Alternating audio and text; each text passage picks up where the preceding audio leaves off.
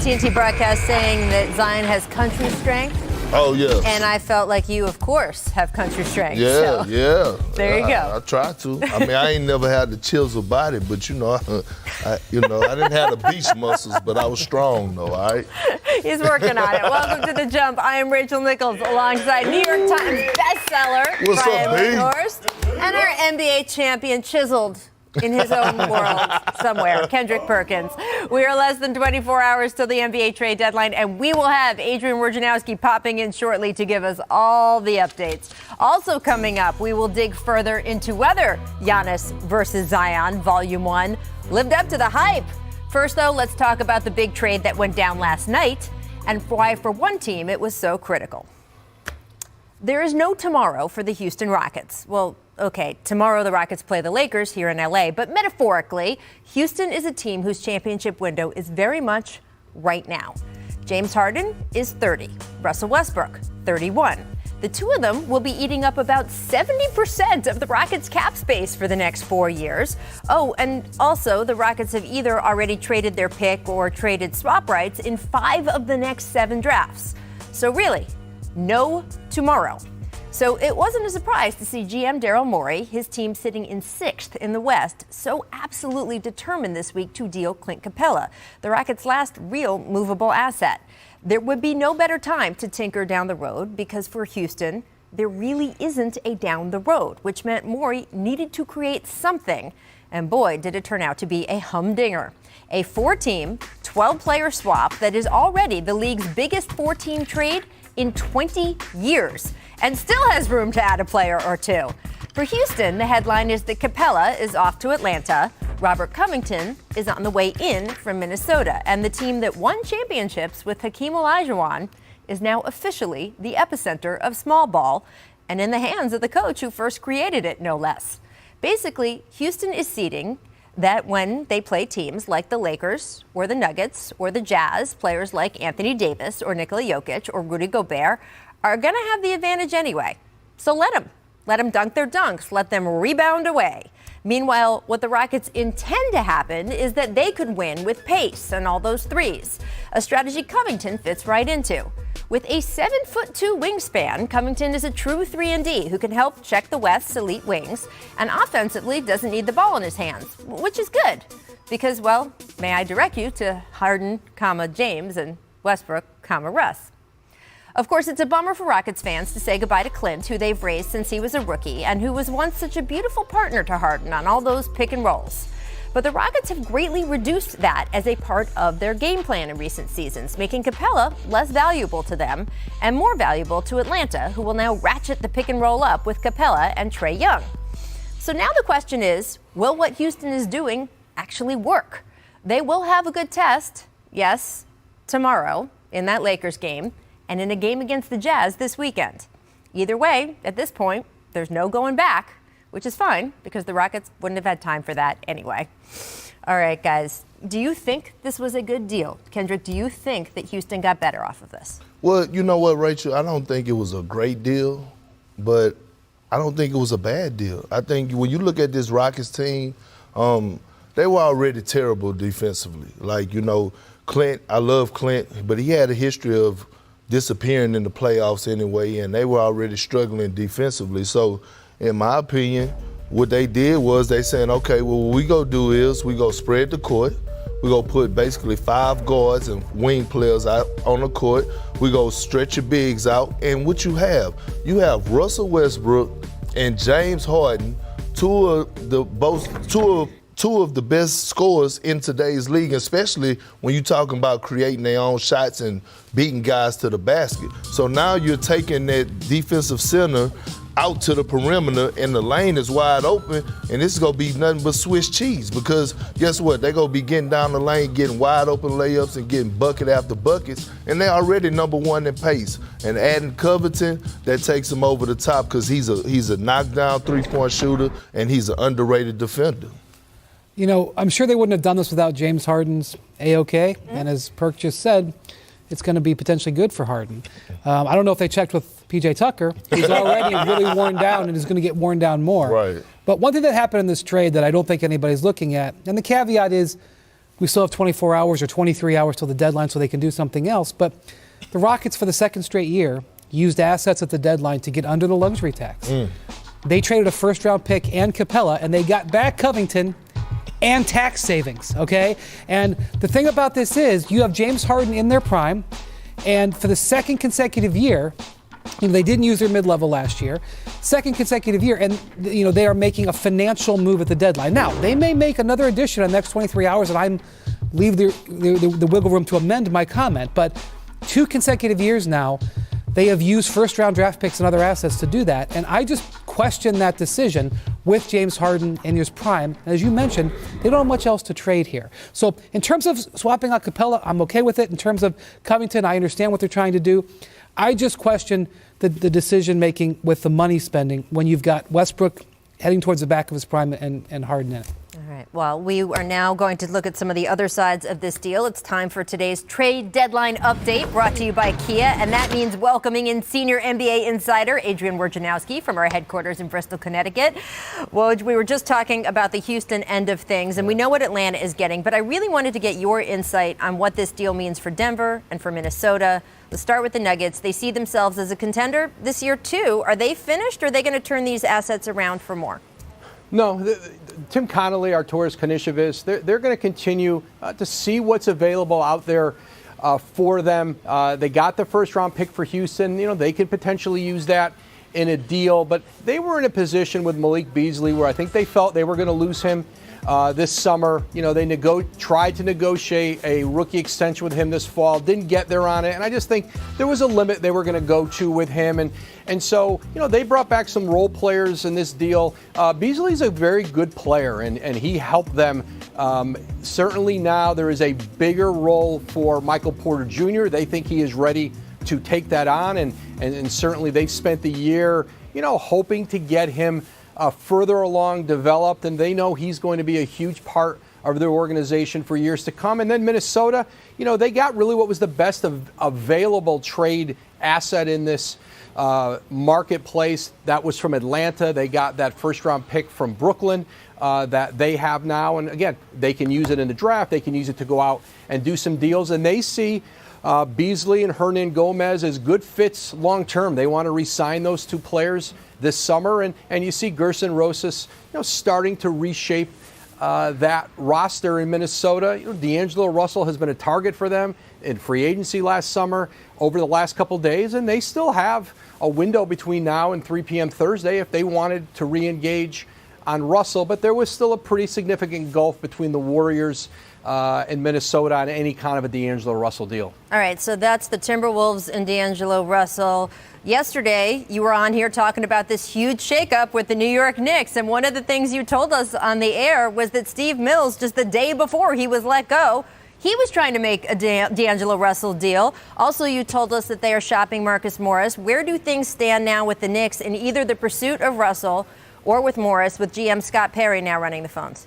Well, it's becoming increasingly likely that Marcus Morris will be elsewhere at the trade deadline. There's a significant marketplace for him. I think both LA teams are competing for him. And, there's going to be, not just the opportunity to acquire Marcus Morris, but to keep him away from your rival. There's an arms race going on in LA, as you guys well know. That's going to be a part of it. D'Angelo Russell, there's been no traction on any deal with him.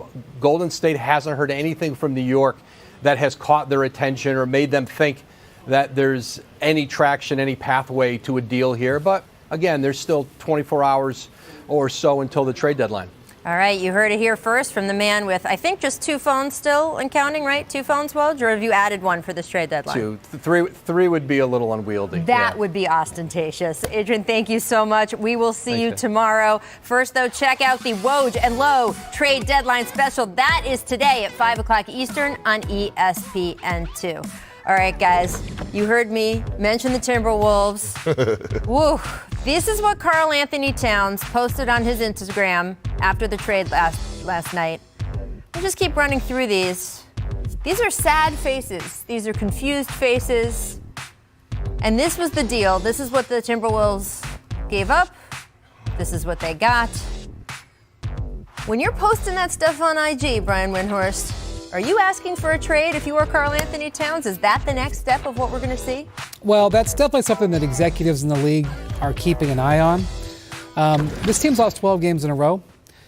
Cat had a tremendous start to the season, but then he got hurt and the team season's been derailed. And Gerson Rosas, their GM, has come out and said we're not trading him. So I definitely think that's something that coming summer and a year from now, if the Wolves aren't vastly improved, that we could look at. Cat is just in a bad mood right now. He was upset that he didn't get voted to the All-Star game. It's not a good time to be hanging around Cat right now. But I would just say there is still time here to salvage this with him. But it's got to be something that the Wolves have got to have on their radar.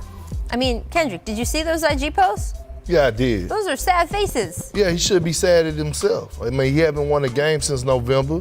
And on top of that, have you looked at Cat defensive ratings? He's horrible. He's not guarding the paint. He's not blocking shots. All he cares about is getting his 25 and 13, those fool's goals number. And he talked all that noise, not only to me, but to everybody. Oh, we got the best coach in the world. We got this, that, and the other. We here creating men. We're doing this, we doing that, and all this. No, you can't ask for a trade. You got to stick it out. You wanted my boy Tibbs out of there, they got Tibbs out of there. You wanted Jimmy Butler gone, they got Jimmy Butler gone. And now it's you and Andrew Wiggins, and now it's y'all time, and hey, y'all not performing? No, you got to stick it out like a man. I don't want to hear that from Cats. I don't care about his Instagram posts and his sad faces and all. You need to be disappointed in himself. Well, look, I want to make clear, he has not asked for a trade. I am just wondering if that is the next step. I had to get that off my chest. I get it. Well, look, you were right about the beginning of the season, and his big thing was don't sleep on the Timberwolves, and you, of course, reacted at the time. You were sleeping with the temperature down. What is your temperature now? I quit messing with my temperature. You know why?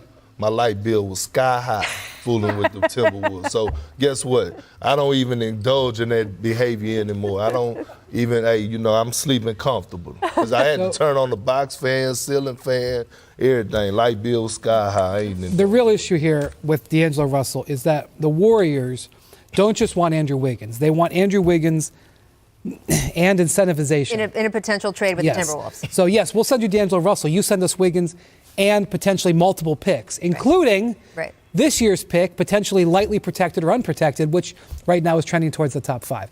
And that is what the big stumbling block is. Could the Wolves, do they want Russell bad enough to actually put their first-round pick this year into it? The answer at this point is no, and that's why we don't have a deal. Well, this maybe goes back to the Instagram post, because if you're Karl Anthony Towns, you care less about draft picks. You care about getting D'Angelo Russell, your friend, and getting some help, and maybe getting them on a different foot this season. So maybe the pressure there is going on internally in Minnesota, and we will see some movement in the next 24 hours. We'll find out. Coming up on this show, we'll be talking about LeBron because he caught fire in the fourth quarter yesterday, hitting 5 straight three-pointers. We're going to show you each and every one of them after the break. First, though, time for our distant replay. From this date, a little Y2K action feature. It's a make or miss league. It's a make or miss league. Oh, I have no idea. Make. Miss. It's a make or miss league. Thank you, Giannis. Make the future. Last night, we indeed saw Giannis and Zion go head-to-head for the first time. Kendrick, did Volume 1 live up to the hype? Absolutely not. It didn't. Giannis completely dominated that game like I thought he would. And much respect because I think Zion's future is bright, but we're just looking at a different beast in Giannis right now. This was the beginning. This was Zion's first bad game. It was the first time he played the interior defense of the Bucks, which is one of the reasons why they have the best record in the league. I wouldn't expect them to be going note for note. I mean, this moment was impressive when he grabs the rebound away, but in general, you're talking about a guy who has developed into an MVP versus a guy who's just starting his path. No, I agree, Rachel, but I'm just saying, I'm just talking about last night. Last night, yeah. I'm just saying he dominated. He did. That is why he is the MVP. Make splash! Last night, LeBron James got fire. Hit 5 straight three-pointers in the fourth quarter in a win over the Spurs. Brian, how scary is LeBron when he is shooting the ball like this? Because he's also leading the league in passing. There's been a couple of dozen games in LeBron's career where he's gotten hot from outside and hit shots in a row like this. It's usually the games he scores 50. He had a slow start in this game. If he hadn't had a slow start, he might have gotten 50 in this game. Because when you have these moments, He is literally unstoppable. Hey, Brian, man, you might want to buy Coach Phil Handy some dinner today, all right? I know what happens when you work with him on them off days. This stuff right here. There you go. Phil Handy, the secret weapon around the NBA, by the way. Kawhi got that ring with him, everything else. Miss awareness with 30 seconds left in the game. James Harden would have notched a triple-double, but Austin Rivers grabbed the rebound. Rivers immediately apologized. I'm sorry. Did he Not need just to, a triple-double, a 40-point triple-double, which doesn't happen every day. It happened every day for James, though. Well, maybe. So what's the etiquette there? Austin didn't know. He was just playing hard, playing through the, Do you think James forgave him? Yeah, he had to. I thought players don't care about stats, Burke. That's Just not about true. getting the win. That is not true. Austin needs to call Steven Adams for a tutorial on how it works yeah. when Russ was in Oklahoma City, and then fired, huh? that's not a shot. Is it the shot or is it the truth? It is just, if it's true, it's true, Kendrick. Right. There you go. Make dimes. Check out this great behind the back pass by Brooke Lopez, Chris Middleton for the dunk. Brian, did you know Brooke had this in his bag? Well, Brooke is great on the interior defense, and he's a better passer than I thought. It's a good thing because he can't make an outside shot this season. But he has had this in before. We see this with the Lakers a couple years That's ago. true. We also seen him when he was with the Nets early in his career. Brooke was he was making people better. I think, when he was playing with the Nets early in his career, when he was at that all-star level, he was making some nice passes and, Big men always want to be point guards. They always want to do that, right, Perk? And point guards always want to be big men. So that's how it is. Well, in today's NBA, all of that is true more than it used to be, for sure. Miss Gravity. Duke's Cassius Stanley threw down this gravity-defying alley-oop last night against BC. If you have not been watching college hoops, he has been doing this all season. Cassius currently ranks 70th on the ESPN Top 100. Kendrick, you are an avid college basketball watcher. What do you think of this kid? I think he's a human highlight. Like, every time I watch somebody like this with hops, I get jealous, so I have to turn the TV because I wasn't blessed with that. But my God, He's been a guy he's been like an Instagram and YouTube star since he was in high school. This is a guy who is going to come in the NBA and make big time plays. That was I don't know about his ranking. I'm not smart enough to know that, but he's got hundreds of thousands of followers because of plays like that. Woo. as he should. Speaking of hops, Pat Connaughton throwing down this big dunk last night against the Pelicans. Take a look. Showing why he's in the dunk contest. A lot of people surprised when he was the fourth name there. What about you, Brian? Well, again, this is a guy who is known for his three-point shooting, is not having a great three-point shooting year. So you got to get it done other ways. And I respect it. Look at the bench. You got to love when the bench reacts like that. Oh, okay.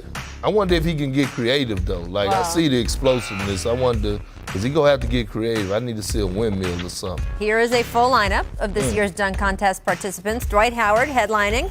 Aaron Gordon making a return to the dunk contest. Derek Jones Jr., Mr. Airplane Mode, and of course, Pat Connaughton. All right, guys, does this year's lineup meet your expectations for the dunk contest? It do. I think adding Dwight Howard in it, I think is great. He's still explosive. I think it's great for the league. It's a great story, not only for himself, but for the NBA also. And I'm interested to see what Jones got in store, because that kid could really fly. I'm a little disappointed that my boy Zach LaVine didn't get in there, because I was really looking for it. I hope they could add a fifth dunk and put him in there. Well, he's doing the three-point. It's not that there wasn't room for him. He's doing the three-point contest, and I would love to have him a chance to try to win both. I understand why it's difficult to do it, but I would have loved to see Zach do it. But I'm telling you, Derek Jones does some crazy stuff in games. Yes. So my expectations for him are very high. He is my favorite going into this. I was very disappointed. I have told Zach this to his face, so I have no problem saying it on TV. I wanted him in that dunk contest. I thought it would be great for him repping Chicago. We, of course, remember what happened the last time Chicago had a dunk contest in the All-Star game. Can we find that video of Roll It, producer Danny? Because I can't watch it enough. I'm sorry. Look at this. Right? I'm just going to tell you that Dominique got screwed on his last dunk score. Yeah. Blah, blah, That's blah. my job. Michael Jordan, Chicago. Save it. Well, Thank you. I can't even lie. I wasn't even old enough to really watch this. I was 3 years old. This was the first will- dunk contest I watched. I will show you these highlights after the show. And for me, and again, I've said this directly to Zach, the idea of having another Chicago guy repping in the dunk contest, following in those Michael Jordan footsteps, and again, of course, rekindling the rivalry he had with Aaron Gordon. He decided instead to show his stuff in the three-point contest, but He's taking his talents to the three-point contest. I will be wistful for what might have been. Coming up, we will discuss what the next move should be for the New York Knicks just 24 hours after they fired their president of basketball operations, 24 hours before the trade. Multiple moves that could really affect the outcome of the NBA championship, which is what we're all chasing here. Absolutely. And compounding on that, they are going up against the Lakers for some of these players who they are going up against in the Western Conference to maybe win the championship. So, like, for example, you've got the Clippers and the Lakers going after Marcus Morris. Both of them have talked to the Knicks. Not only are they competing for that trade, they're competing to keep the other guy from the other player. I mean, I realize this isn't like Kawhi, keeping Kawhi away from the Lakers, but one of the reasons why the Clippers want to get Marcus Morris is so the Lakers cannot have them. So this LA, and by the way, we're going to have another round of this in the next couple of weeks because of the buyout market, Yes. because the Clippers and Lakers are going to go for the same players. So the LA versus LA action in this trade deadline, to me, is very important. And I think the Clippers could potentially significantly improve their team if they want to push all their chips in. And I've got a feeling they might do that. Do you think Marcus Morris could help the Clippers? I do. It just depends on what are you giving up. To me, I'm a huge fan of Mo Harkless. He reminds me of a James Posey from my 08 team. He does all the things that you need him to do defensively. That's high praise. Posey was huge on that team. I know, and if you ask anybody in the Clippers locker room, they feel the same way about Mo Harkless. And even Doc told me this. So, I just feel like he's shooting the corner three. He's doing what you need him to do. It depends on what you're giving up to get him, in my opinion. Because right now, it's not like you need scoring. And that's what the Morris trend brings is scoring. You got 4 guys that's capable of going out there and get you 20 a night. My biggest storyline, in my opinion, I want to see what the 76ers are going to do, if they're going to do anything, because remember last year they kept quiet. And then all of a sudden they had like these big moves at the last. And right now when you're watching this 76er team, they look dysfunctional. They look like they don't enjoy playing with one another, and they look like they're missing a few pieces. Well, let me say something about the Sixers. They've got their own little drama going on. They do. Because they are looking for bench shooting. So are the Milwaukee Bucks. The Bucks and Sixers are going after some of the same players, and the Bucks have more ammunition. So again, sometimes it can be more than just about. There can be multiple layers.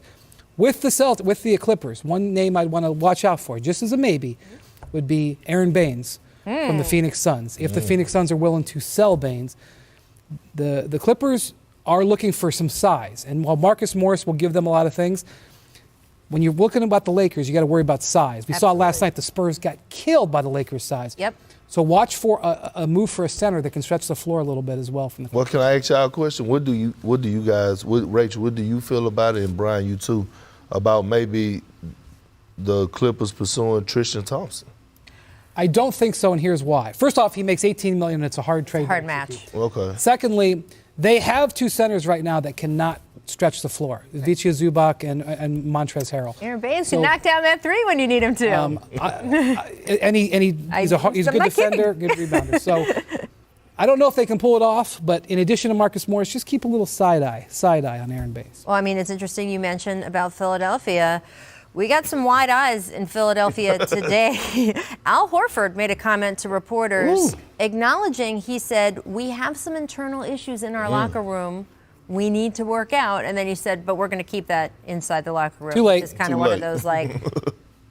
But obviously, look, you just watch them on the floor, and it's obvious that there is something going on. To me, they're one of the biggest need teams going into the deadline. They need more shooting. What do we always say about Philadelphia? I feel like for 3 years now, I've said, well, Philadelphia, they need more shooting, but they keep putting themselves into that position. And they obviously need some sort of chemistry shake-up there as well. Last year, you mentioned it, on the trade deadline in the final hour. We got that arms race, remember, Right. between the three teams. We got Milwaukee, Philadelphia, and Toronto all making those last-minute domino deals trying to one-up each other. And it was the Raptors' acquisition of Marc Gasol that obviously helped push them over to the edge. Kawhi Leonard also helping too. But it'll be interesting to see if that happens in the East or the West. I want to say with the Knicks, you're talking about who gets Marcus Morris. If I'm the Knicks, and who knows? I want to say who knows who's in charge. Scott Perry is obviously the one who's running the show there right now, but who knows for how long. I'm holding that against each LA team, right? Aren't you Yes. trying to match them off against each other? Yeah, so the challenge here is the Knicks, the offers are somewhat transparent. Maurice Harkless and the Clippers' first-round pick this year seems to be the type of deal they're offering for Marcus Morris. The Lakers can offer deals center around Kyle Kuzma. Mm-hmm. So you have a young player versus a draft pick. The Lakers deal is a little bit sweeter. Then, so the Clippers, what else can they do? Can they sweeten the pot with a guy like maybe Landry Shamet? Not if you're intending to use Landry Shamet to try to go get Aaron Baines. Right. So definitely the Lakers and Clippers are, without question, eyeing each other right now as phone calls from LA go to New York. Mm-hmm. The question is whether Marcus Morris is actually a type of player that can push you over the top against each other, but it's just a threat. Right. It causes the tension. Right, and you drive up the price with one team saying, well, I guess I'm so sorry, Clippers, I'm about to call the Lakers, I'll call you back, that sort of thing. And it is a juggle for Scott Perry. Steve Mills fired yesterday by the Knicks, just 2 days before the deadline. And Kendrick, this is the move that Knicks fans have been begging for. Right. They have been begging for this man to go. A good man, but not someone who has done a good job overseeing the Knicks. Over the 6 years he has been back in charge there, they have had the worst record in the NBA. But the chaos you throw your franchise into by waiting until now to do it, for me, I don't know why you didn't do it when you got rid of Coach David Fizdale, if you were going to do it. Otherwise, if the decision was made then to ride it out, I don't know why you don't ride it out until you can actually have sort of reset in the summer. But, hey, there are Knicks fans just happy he's gone no matter what. Let's just do honesty. They made a trade last year with Kristaps Porzingis to clear 2 max salary cap spots. They openly admitted that's why they were doing it. Yes. Then they came up empty. Major strike number one. Huge, huge, huge mistake. That's why Steve Mills is out of a job and probably why Scott Perry will be out of a job this summer. Why not have him be out of a job after that, coming up empty in free agency? Well, that's what I'm saying. Why wait until 2 days before the trade deadline? The second thing that happened was the players that they acquired, they actually told their fans were going to be good enough to compete for the playoffs. They compounded the issue. But whiffing on that big free agent class was a catastrophic decision that potentially is setting the Knicks back multiple years. And that is something that cannot be ignored. And you can spin it and do whatever you want. Different people can take the fall for it. I don't know if we're ever going to know why they did that, because they obviously had actionable intelligence, they thought, to do it, because they were bragging about it. Terrible, terrible, terrible, terrible miscalculation. One of the worst miscalculations of the last decade in the NBA, possibly. And if you're a player on the Knicks team, do you just hope that your name is called and you're out of there? Or do you think, hey, you know what, this is an opportunity and it's still Madison Square Garden is the greatest stage in the world? I mean, it depends on where you're at in your career. If you are Jay Barry, you embrace this opportunity. If you Marcus Morris, which I don't know, because I get mixed signals when it comes to the Morris twin. Like, to me, he's just the ultimate competitor. You put him in any situation, he's going to go out there and give it his all. The question is like Julius Randle and stuff like that. But, like, I know everybody is saying, like, Masai Ujiri is the front runner and they're going to eye him. It'll be hard to get him. Right. It's going to be extremely hard. And if I'm Toronto, I'm doing everything to keep him. And also, if I'm Masai Ujiri, I'm thinking about, hey, I built something special here in Toronto. I'm thinking about staying. Also, on top of that, I have a name I want to throw out there because... Is it Kendrick Perkins? No, it's not Kendrick Perkins. I know. I don't want to do that. I'm loving decision. this. I'm loving this. But my thing is that they also have a name out there about a guy by the name of Troy Weaver. Mm-hmm. He works under Sam Presti. Troy Weaver is excellent. Yeah, and what a lot of people don't understand is Troy Weaver has that eye. He goes... And Sam do a lot, but Troy actually do a lot of the scouting and building teams and getting that team together. And, to me, he's been way overdue for his opportunity for a job. And I think, if he goes to that Knicks situation, I think that would be a great place. Just indulge me for a second. I know we're late. 2 things. One, Masai Ujiri already was in a job and left a job for a better job. He was in Denver, negotiated and left to go to Toronto. So let's just keep that in mind as number one. Number two, in 1995, the Miami Heat spent $1 million and a first-round draft pick, which became Walter McCarty. Love you, Walter, but for Pat Riley. To get Pat Riley. It was one of the most impactful NBA transactions of the last 25 years, okay? If you can get an executive to the top of his game, it is worth it.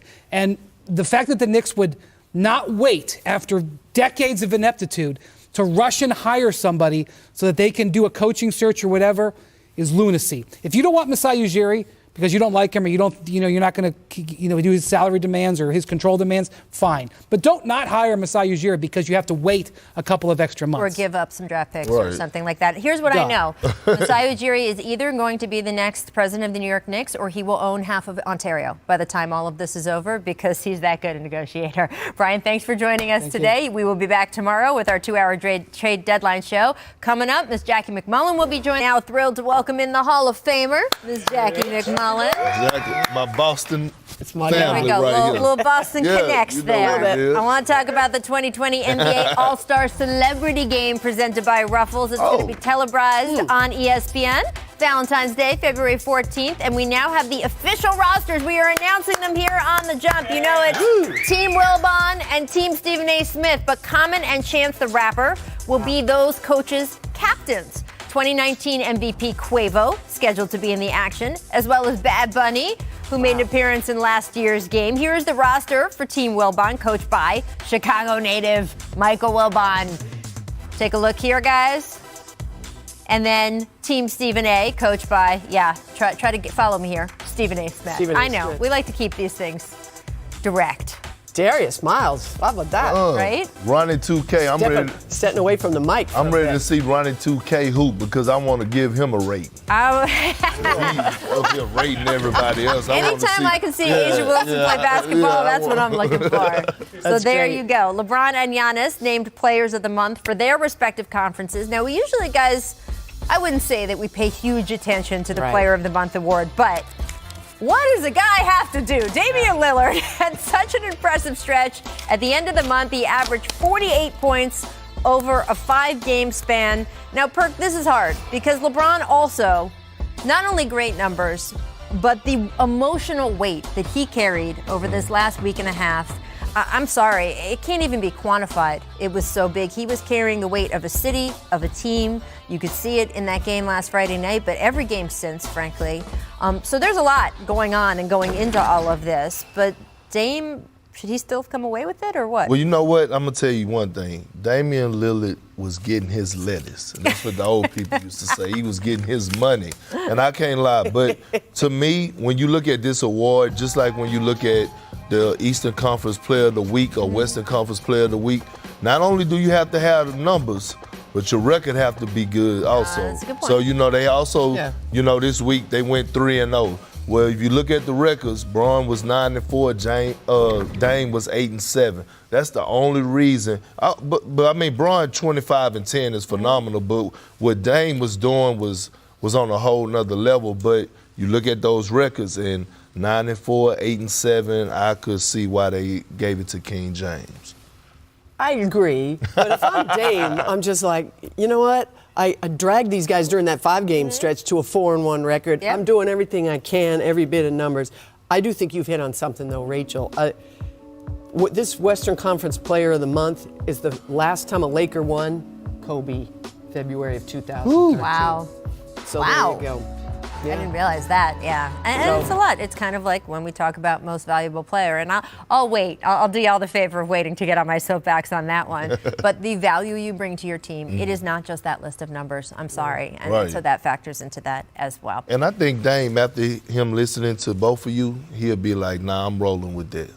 We know Damian Lillard is about one thing, winning. Yes, He's trying we to know. get that We do- team we do into know the that. playoffs. He's going to win the 3-point contest. Saying That's it right all right. here. All right. Jackie Saying it right McMullen here. laying it down. Stay with us because we're going to talk about Kawhi and Paul George. They are slated to be in the lineup tonight when the Clippers host the Heat. Does this mean we should expect the Clippers? Well, I don't know. Jimmy Butler might have something to say about that. We'll discuss. First, though, for our second distant replay of the day, this one, this date, 2011. Check out Al Thornton. Pushed from behind by Nick Young. Turnover. Heinrich to Thornton. Oh! Whoa! Welcome back to our consciousness, Al Thornton. Oh! This day, I forgot about Al Thornton. Yeah. Oh my So God! many good guys that just go by the wayside. We don't remember them. But that 2-foot leaner is always classic when you get it.